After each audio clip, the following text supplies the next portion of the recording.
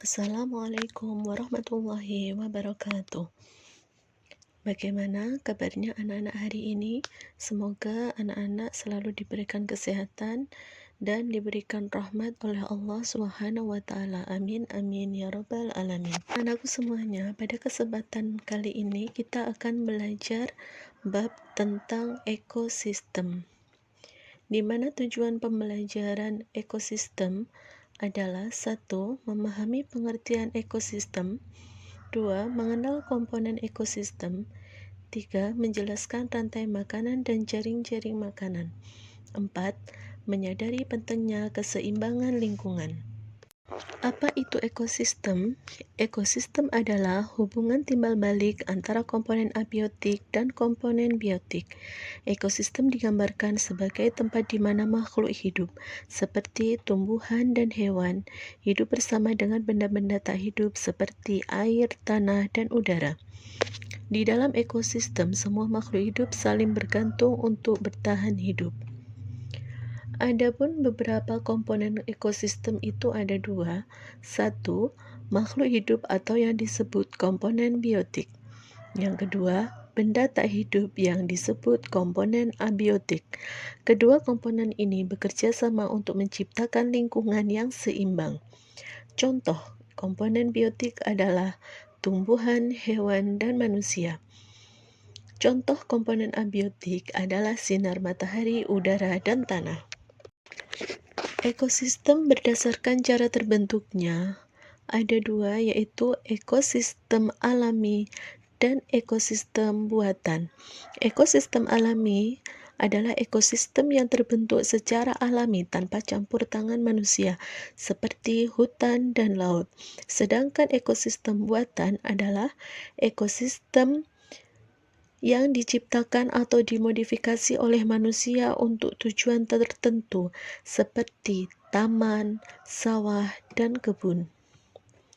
Ekosistem berdasarkan lingkungannya ada 2, ekosistem darat dan ekosistem perairan. Setiap jenis ekosistem memiliki ciri khas dan dihuni oleh makhluk hidup yang berbeda. Ekosistem darat berada di darat dan memiliki variasi suhu, curah hujan, dan jenis tanah yang beragam, seperti ekosistem hutan, padang rumput, dan gurun. Sedangkan ekosistem perairan adalah ekosistem yang berada di perairan, baik air tawar maupun air asin, seperti ekosistem danau, sungai, dan laut. Contoh ekosistem, ada banyak jenis ekosistem di sekitar kita. Di hutan terdapat pohon, hewan liar, serangga, dan tanah yang menjadi rumah bagi banyak makhluk hidup. Di laut, ikan, karang, dan tumbuhan laut hidup bersama di air asin. Sungai merupakan ekosistem dengan air tawar, ikan, dan batu-batuan yang menjadi bagian penting. Aliran energi dalam ekosistem. Semua energi dalam ekosistem berasal dari sinar matahari. Tumbuhan, sebagai produsen, menangkap energi matahari melalui proses fotosintesis untuk membuat makanan. Hewan, sebagai konsumen, mendapat energi dengan memakan produsen atau konsumen lain. Pengurai, seperti jamur dan bakteri, memecah sisa-sisa makhluk hidup yang telah mati, mengembalikan zat hara ke tanah sehingga bisa digunakan lagi oleh tumbuhan. Semua makhluk hidup di ekosistem saling bergantung. Tumbuhan butuh sinar matahari, air, dan tanah untuk tumbuh. Hewan butuh tumbuhan untuk makan. Bahkan hewan dan tumbuhan butuh udara dan air yang bersih agar bisa hidup dengan baik. Jaring makanan dan rantai makanan.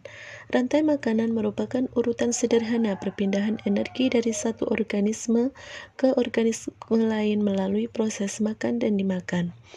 Sedangkan jaring-jaring makanan merupakan hubungan yang lebih kompleks, di mana beberapa rantai makanan saling terkait menunjukkan ketergantungan antar organisme dalam ekosistem.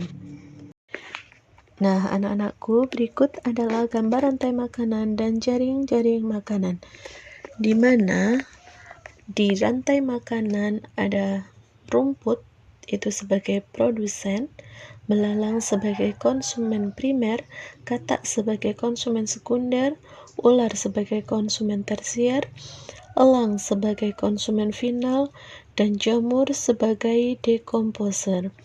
Kemudian jaring-jaring makanan ini adalah kumpulan dari rantai makanan yang saling bergantung dan membentuk salah satu ekosistem. Nah, bisa dilihat di situ ada jaring-jaring makanannya. Pentingnya menjaga ekosistem. Ekosistem sangat penting bagi kehidupan. Jika ekosistem rusak, hewan dan tumbuhan akan kesulitan untuk hidup. Misalnya, jika kita menebang terlalu banyak pohon, hewan yang tinggal di hutan akan kehilangan rumahnya. Jika kita mencemari sungai, ikan dan makhluk air lainnya akan mati.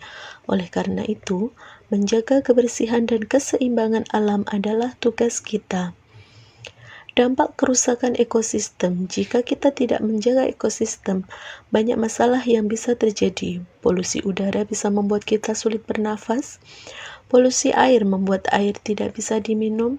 Hewan-hewan kehilangan tempat tinggal mereka. Selain itu, bencana alam seperti banjir dan tanah longsor bisa terjadi karena kerusakan ekosistem. Cara menjaga ekosistem, kita bisa mulai dengan menanam pohon, menjaga kebersihan lingkungan, dan tidak membuang sampah sembarangan. Dengan melakukan hal-hal kecil ini, kita bisa membantu menjaga ekosistem agar tetap sehat. Terima kasih pembelajaran hari ini tentang ekosistem. Semoga bermanfaat bagi anak-anak semuanya. Amin, amin, ya robbal alamin. Sekian dari Ibu, kurang lebihnya Ibu mohon maaf. Akhirul kalam, wassalamualaikum warahmatullahi wabarakatuh.